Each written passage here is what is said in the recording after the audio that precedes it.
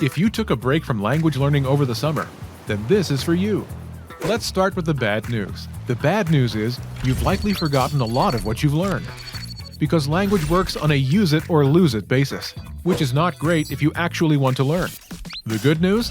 We're running our Back to School, Back to Language free giveaway just for people who took a break and want to come back. We're giving you free access to our Back to Language 50 lesson pack. That'll teach you over 900 plus words and phrases through illustrated lessons that you can glance through in just minutes. Perfect for busy adults. But this resource is only available until September 26th. So click the link and sign up for a free lifetime account right now to get it. In just a few lessons, you'll learn how to introduce yourself, ask basic questions, talk about yourself, your hobbies, and much more. You can even print and use it as a textbook. The catch?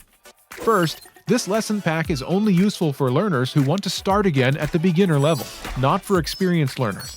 And second, if you miss out, we won't open it back up again.